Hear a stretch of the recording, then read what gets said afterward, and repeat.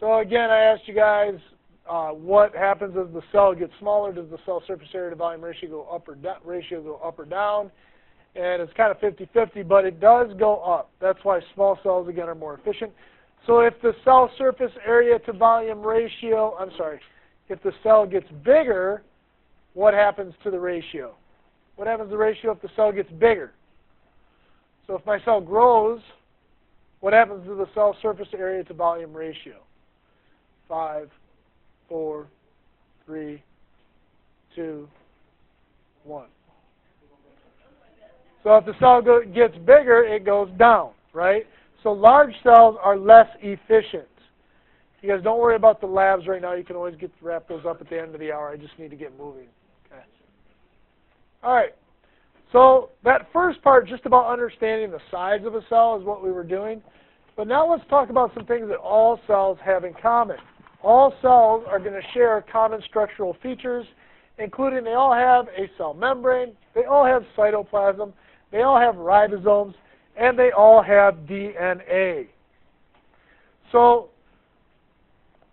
I think we understand what a cell membrane is. We just did a lab over it being the outside of the cell, controlling what enters and leaves.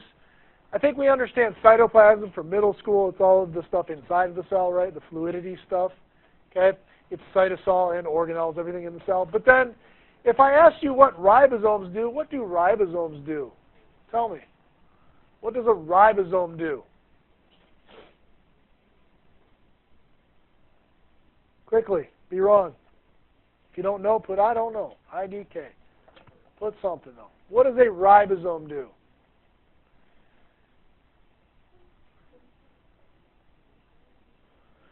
So we copy DNA onto RNA. RNA wiggles through a, everybody say nuclear pore, to go out into the cytoplasm to find a ribosome to make a protein. So ribosomes, they make proteins, right? Okay? And so a few of you got it right.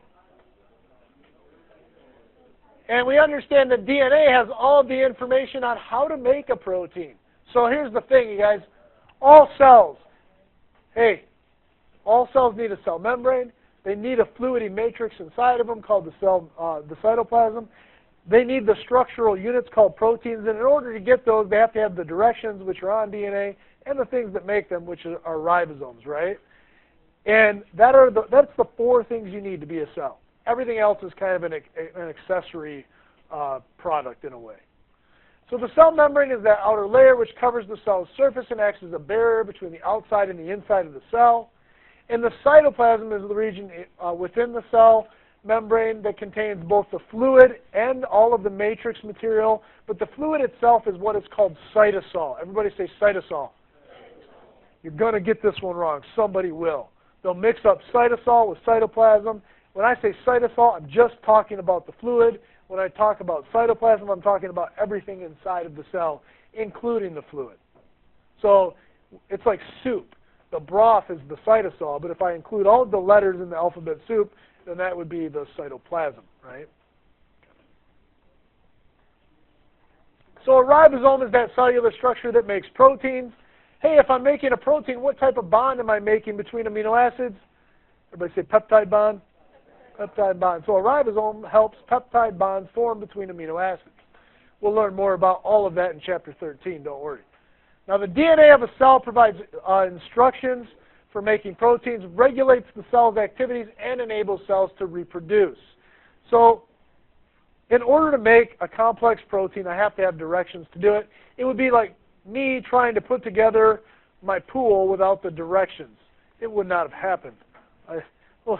Anybody ever participated in putting together an outdoor pool? Oh my Lord. I ordered this thing and the guy's like, oh yeah, it'll take like 1 afternoon. I wanted to call that guy up and mouth throttle him, just yell at him because he lied to me. That's all I'm saying. I don't know, throttle somebody is I don't want to physically assault him, so a mouth throttle would be me just verbally yelling at him, right? But I was not very, that was a new word. That's my new favorite saying, mouth throttle. Yes. So all cells, does not matter if you are prokaryotic or eukaryotic. And then you go, what are those words, Mr. Mason? I don't understand.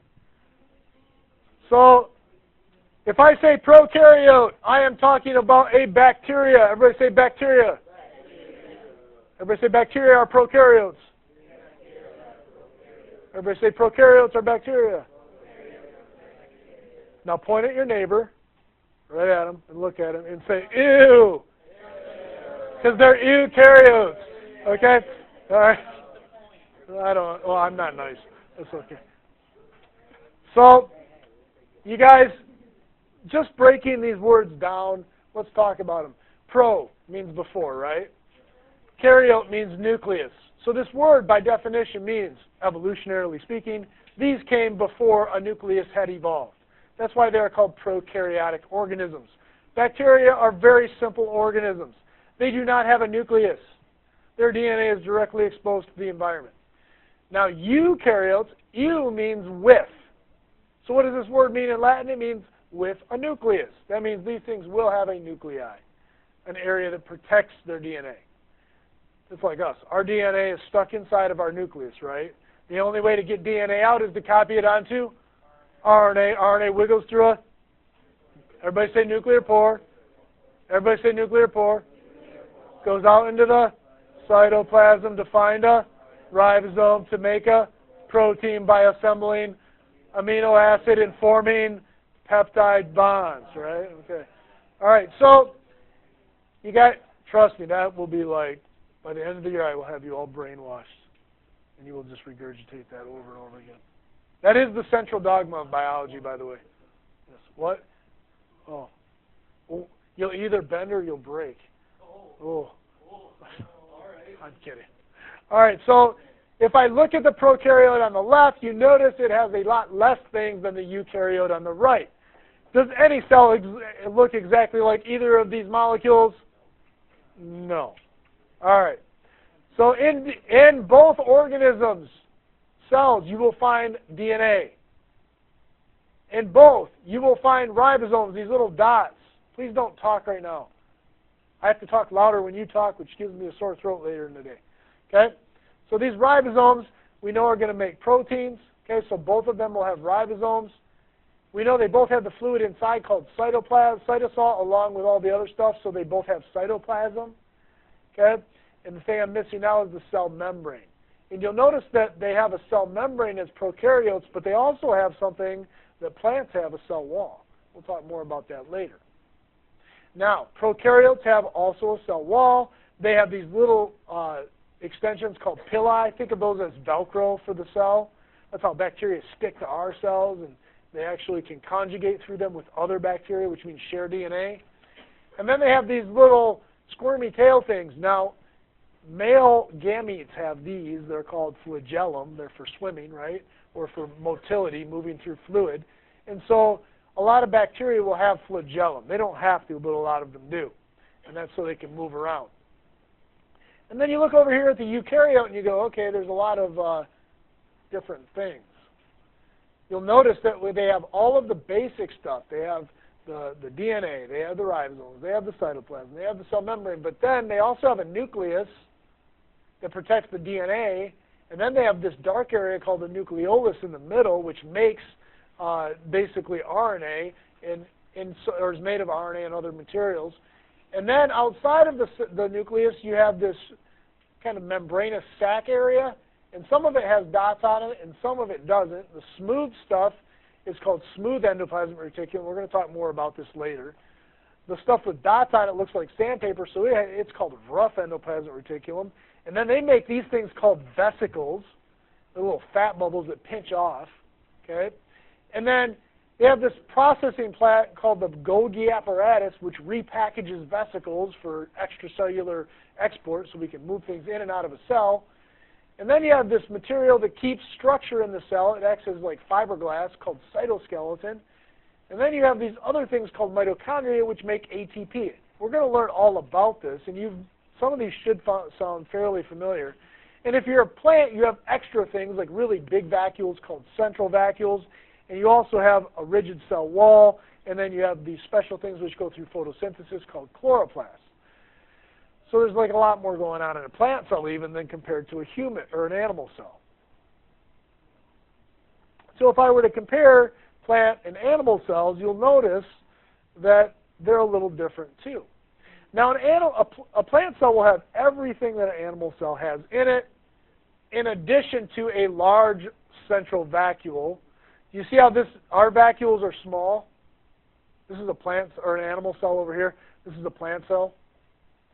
Our vacuoles are small. They have one large vacuole. It's called a central vacuole. Why do plants have a large central vacuole? I'm going to zoom out for a minute. Why do plants have a large central vacuole?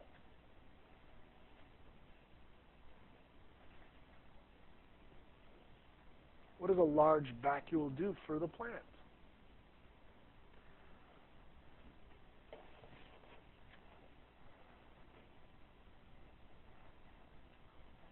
It's okay to be wrong.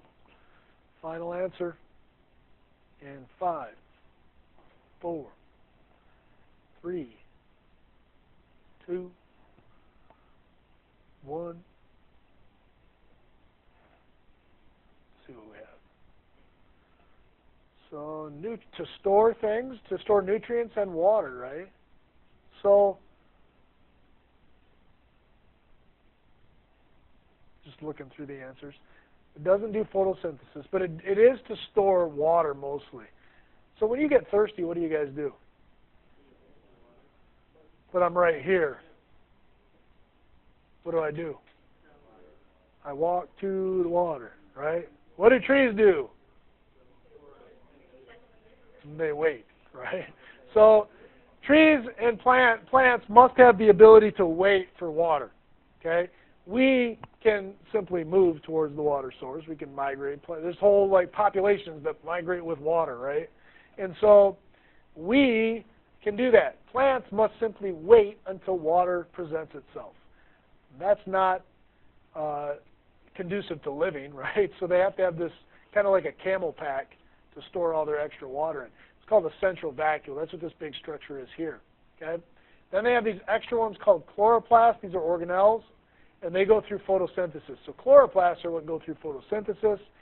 And the other thing that plants have that we don't is a cell wall. And it's not labeled here, but the cell wall is actually, the cell wall is actually this layer on the outside. Where? Oh, it is right there. Good Lord. I thought it was on there. I couldn't figure out why I couldn't find it because it was right in front of me, right? Okay. I am getting old, slightly senile. 36. That's when it starts, right? Okay. It's all over. It's all downhill. So I won't list everything I already talked about, but if I were to ask you to kind of identify what a plant has differently, it has a large central vacuole, right? It has a cell wall, and it has chloroplasts. Those three basic things are what make plants very different than us. As we're both eukaryotes, right? Okay? So both of these cells are eukaryotic. It's just this one is animal and this one's plant.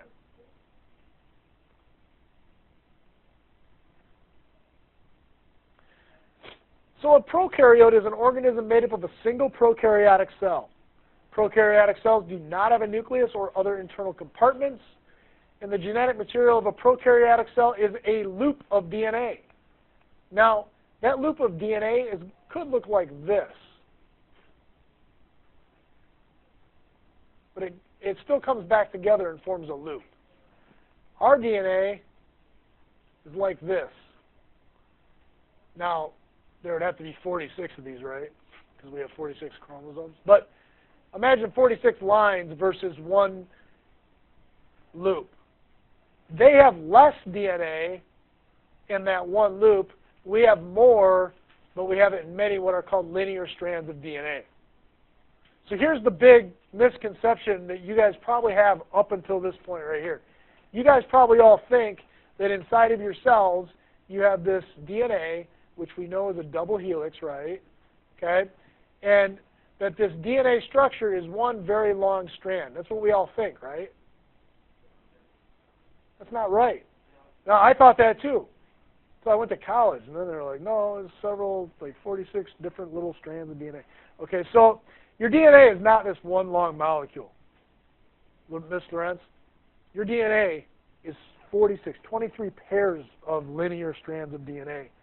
And it's not always in chromosomes either. We'll learn about that later. So now really think about what you are is way more complicated than a single small loop of DNA like a bacteria is. Okay? Bacteria are very simple, though very efficient. So for millions of years, prokaryotes were the only organism on Earth. So about 4.3 billion years ago, these structures evolved, right?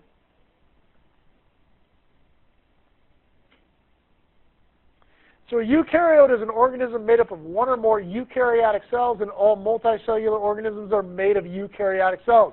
Point at your neighbor and go, ooh, eukaryote, right? You got to put karyote on the end or it's just rude, right? We're all eukaryote. So the DNA of a eukaryotic cell is found in an internal compartment called a nucleus. It protects our DNA. Why would I need a corral to keep 46 linear pieces of DNA in one spot? Why? Tell me. Why would you need a corral to keep 46 linear pieces of DNA organized? Yes? Can I borrow two people for like a minute? Who? Do you need them right this second? Seth Sutton and Jason Sanborn's not here. And who do you need? Seth Sutton. You can have him. Okay. Seth, come right back. Don't be gone long. You're going to go out there and they're going to take a picture and you're going to walk right back in. Okay. See what you came up with.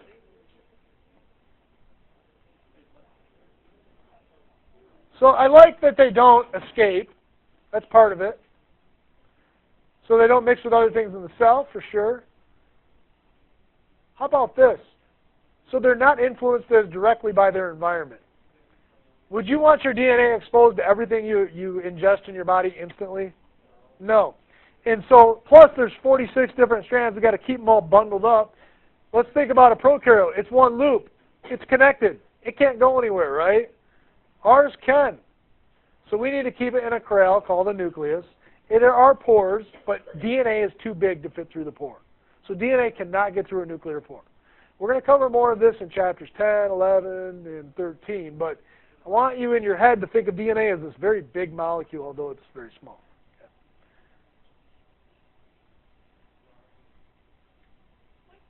Sorry.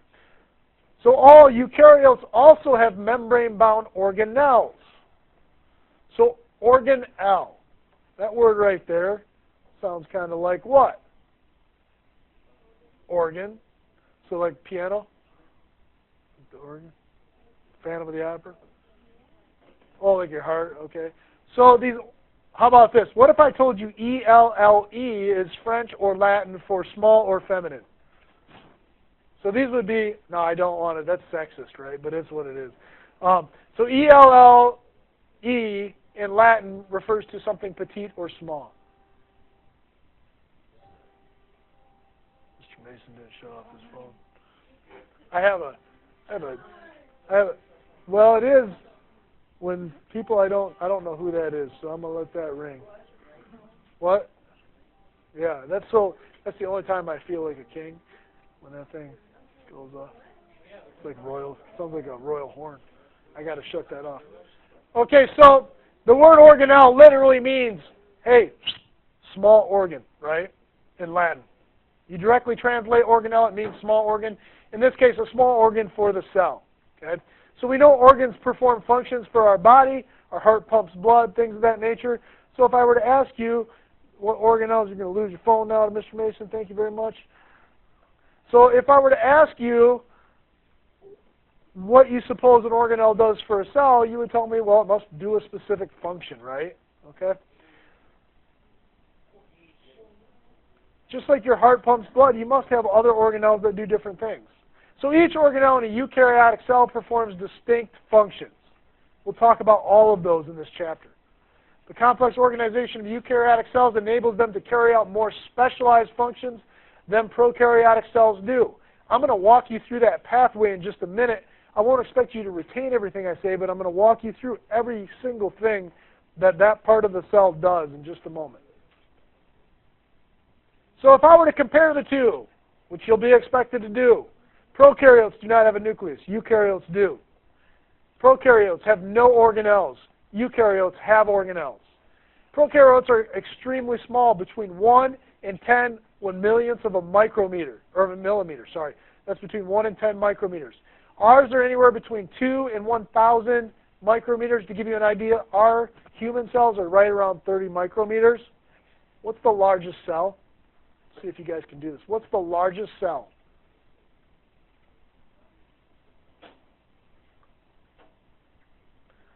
It's extraordinarily large.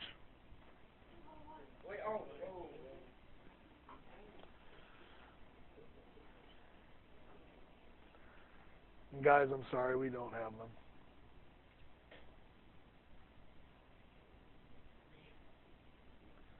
It is an egg. Yeah. So the largest human cell is an egg. Right? Jail cell. Yeah. Yeah. One cell. That freaks you out, doesn't it? It's a cell. That's a cell. Yep. It grows. It used to be like 50 micrometers. You couldn't even see it. And then as it passes down the chicken's fallopian tube, and it just grows and expands. It grows rapidly. Think about it. A chicken hatches in 28 days. We have a 9-month gestation period. We're going to grow ducks in here. You'll see it. It's crazy how fast they grow. Yeah. We eat them. Yeah. Duck a la orange. Oh. We're not going to eat the baby ducks. You guys can adopt the ducks and take them home. So prokaryotes, you guys evolved 3.5 billion years ago. That's a long time ago. The Earth's like 4.5 billion years old. After the Earth was around for about 1 billion years, voila, bacteria evolved. Then eukaryotes, we're pretty young, 1.5 billion years ago. When I say eukaryotes, I'm talking about pond scum, right? We are way too complex to have shown up before, like our pond water friends that we looked at under the microscope. We are only, just to give you an idea, folks, we are less than 5 million years old as a species. We are extremely young. If you could just put that into perspective, I would ask you to just write out the actual zeros involved in a million versus a billion, and you would understand humans are a very, like, not even a blink of the eye in the history of Earth. Uh-oh. What? I should have shut that off. So, prokaryotes are only bacteria. Eukaryotes is everything else with a nucleus, right? No, I checked. It's not. So I promised you. Oops.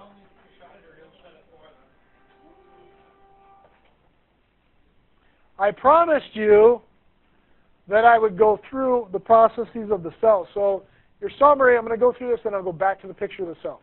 Microscope observations of organisms led to the discovery of the basic characteristics common to all living things that led to the cell theory. Remember, all things are made of cells. Cells are the basic structure and function of life. And all cells come from other cells. Should you know that and remember that? Yes.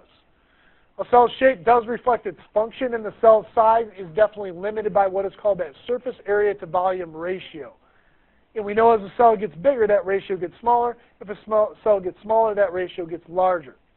And the complex organization of eukaryotic cells enables them to carry out more specific functions than prokaryotic cells do. Now I'm going to hop back. Do not zone out. Focus, please. All I want is your eyes up front. I don't want you to worry about your notes right now. So, eyes, no talking. Listen. Oh, I suppose I should point. So this is our cells. We're animals. We get that. If I want to get my message out here so I can make more proteins, the structural units of what build everything inside of me, I need to first copy my DNA onto RNA. RNA then can wiggle through one of these nuclear pores, can come out here in the cytoplasm and find one of these ribosomes so it can make proteins. Now that's great that you memorize that, and we're going to use it, but what does that mean? That means that you make one of the 30,000 different proteins in your body. 30,000. You have 30,000 different proteins. That's like 30,000 different Lego pieces that make you you. And they can be assembled in all different ways. Now, outside of the cell, we have to contain our cell and control what comes in and out. Otherwise, we can't maintain homeostasis. The cell membrane does that. Please do not look and play with your screen, Seth. I asked you to do one thing.